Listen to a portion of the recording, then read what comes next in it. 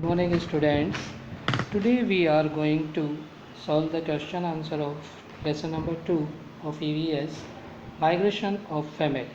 First question: Family who leave their houses during a war and seek shelter in another country are called. वो लोग जो युद्ध के समय अपने घर छोड़ देते हैं और दूसरे देश में जाकर रहते हैं, उन्हें क्या कहा जाता है? उन्हें कहा जाता है रिफ्यूजीज. Refugees means शरणार्थी. When the government break the houses built on unauthorized land is called. जब लोग अनाधिकृत ज़मीन पर अपना मकान बना लेते हैं और गवर्नमेंट उसे तोड़ती है तो उसे क्या कहा जाता है? डिमोलेशन. क्या कहा जाता है? Demolition. Forced migration is called. जब लोगों को जबरन अपना घर छोड़ना पड़ता है तो उसको क्या कहा जाता है? तो उसे कहा जाता है displacement. Now right the answer of the following questions. अब आपको इन लोगों के इन क्वेश्चंस के आंसर करने हैं. पहला question: what reasons are mentioned in the chapter for people leaving their home? Write any three. अब वो क्या कारण है जिनकी वजह से लोगों को अपना घर छोड़ना पड़ता है? उसकी में से आपको कारण बताने हैं और 3 कारण लिखने हैं. पहला होता है नेचुरल कैलेमिटीज़. अब नेचुरल कैलेमिटीज़ में आते हैं floods, famines, earthquake and tsunamis. Second, man made calamities यानी कृत्रिम आपदाएँ जैसे कि wars and some political unrest या कोई राजनीतिक कारण. और अगला होता है डिमोलिशन. डिमोलिशन का मतलब होता है when government break the houses on unauthorised land built. जब कोई सरकारी ज़मीन पर गैरकानूनी तरीके से मकान बना लेता है तो उसे जब गवर्नमेंट हटाती है तो उसे डिमोलिशन कहा जाता है. Apart from the reasons mentioned in the chapter, what other reason might be there for people migrating to other places? Mention any 5 such reason.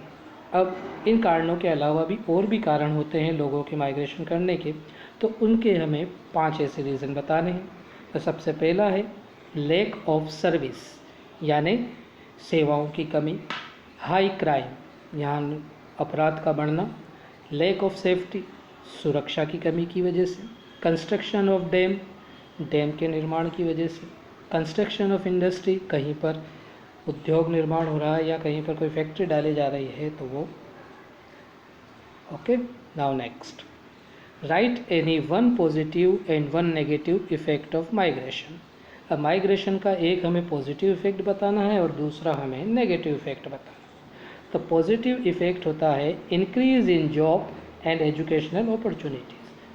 तो जब वो कोई घर छोड़कर दूसरी जगह पर रहने जाता है तो उसके लिए एक तो जॉब के का अवसर बढ़ जाते हैं और एजुकेशन के भी अवसर बढ़ जाते हैं. अपॉर्चुनिटीज़, अवसर या मौका. Next negative effect. Negative effect ये होता है कि childrens face problem in adjusting to a new environment and culture. नई संस्कृति और नए पर्यावरण में रहने में बच्चों को दिक्कत आती है. Next, what problems do people face in getting settled at other places? Write any 3 such problems. अब लोगों को कौन कौन सी समस्याएं आती है दूसरी जगह पर व्यवस्थित होने में, उन समस्याओं में से हमें 3 समस्याओं के बारे में यहाँ बताना है. तो सबसे पहला है children face problem in adjusting to a new environment and culture. बच्चों को नई संस्कृति और नए पर्यावरण में रहने में दिक्कत आती है. The elders of the house are left alone when the younger generation migrate. जब छोटे लोग परिवार से चले जाते हैं दूसरी जगह पर तो उस घर के बड़े लोग अकेले रह जाते हैं, उन्हें कई समस्याओं का सामना करना पड़ता है. People also face problem in the field of